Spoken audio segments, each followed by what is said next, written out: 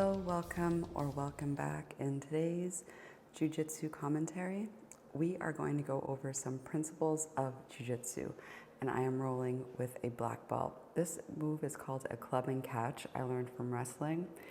The person who controls the head, here's a principle. The person who controls the head and the person who has a higher head is the person who is winning. Here I'm going for a Kimura grip. Another key principle is to use the principle of leverage.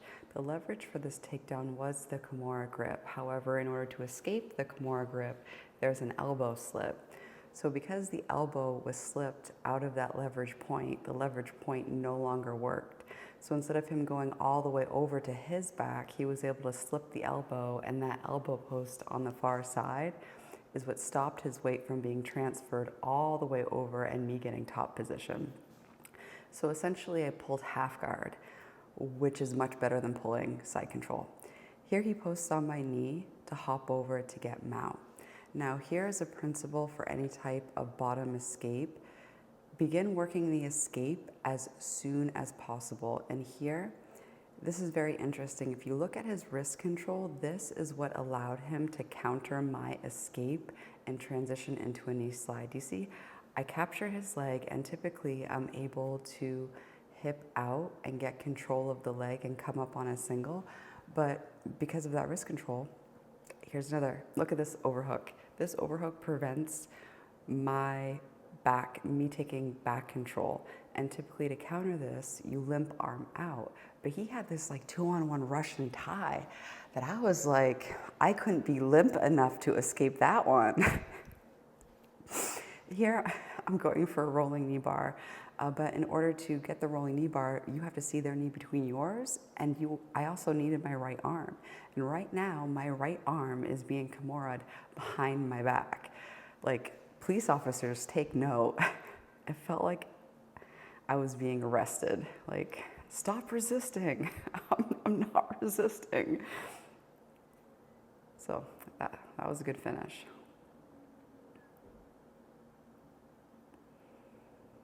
Now here, I go for the club and catch again. He does a very good job of wrist control. This is another principle. It's amazing how grips are really key in Jiu-Jitsu.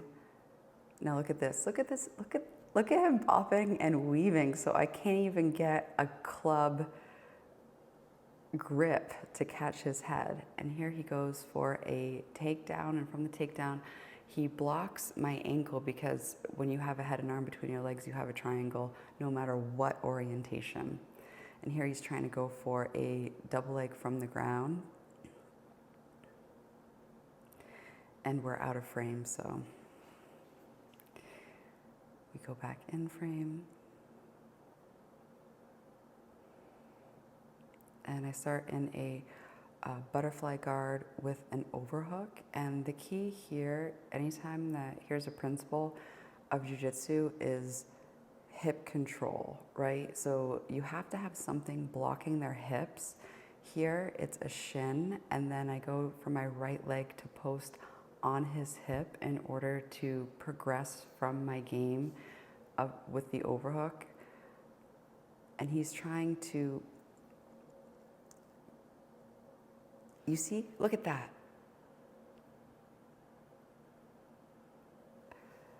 So I lost the hip control, but I was able to regain guard.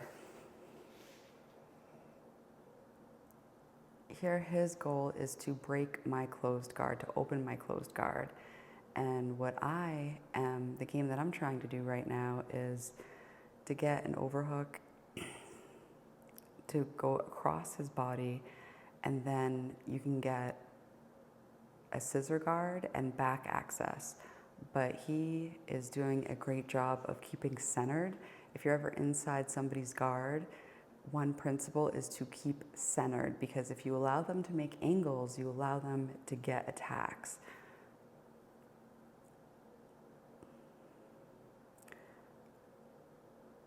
So right now he's using pressure on my hips in order to break my open guard. And here I'm using frames to maintain space. And I have this topside butterfly hook in. You can get a sweep off of this.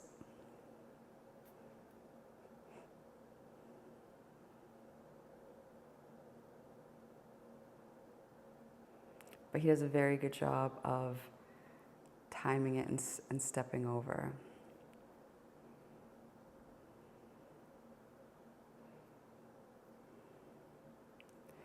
Now he has side control, and I have my right arm is underhooked. One key principle is when you're escaping side control is to get an underhook, okay? Once you get an underhook, you can start working your escapes. Right now he has me in a very good head and arm choke right here.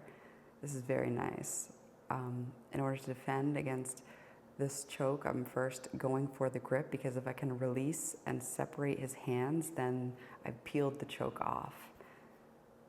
But I'm unable to do so in time. This next part is really good. So another principle of Jiu-Jitsu is anytime that your takedown doesn't work, ask yourself, how did I set it up? So typically when I do a lateral drop, I push into them. That way they push back, and all I basically have to do is sit down and stick a leg out. So here, I'm trying to set up this lateral drop by pushing into him, and as I take a step to the right to set up my throw, he ends up taking me down with the exact timing. And here right now, I'm coming up on single leg, and this is like a toe pick. If you can see their leg, when you have a single, you can reach down and block their toe and drive into them and get them on their back. So thank you so much for watching. So remember some key principles of Jiu-Jitsu. Do you remember them? One is head control. One is head positioning. So you always want to be above them. Another one is understanding what the fulcrum point is. Anytime that you have a Kimura grip and you're using the Kimura to control their body, that grip is the fulcrum point. And if the fulcrum point is what is controlling you, if that's the leverage point, then the key to escaping is to escape the leverage point. So for example, this applies to anything.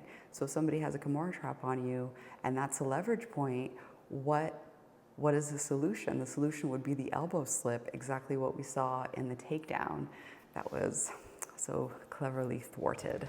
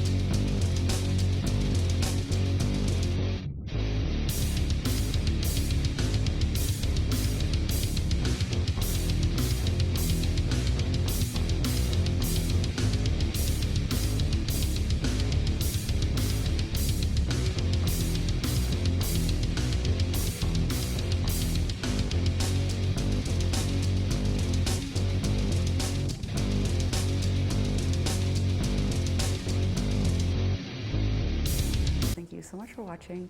Keep on training. Remember, you're doing great. Every step is a step. You know what I'm saying? Don't hate the day of small things, because every step counts. So keep on stepping. All right. Until next time. Bye.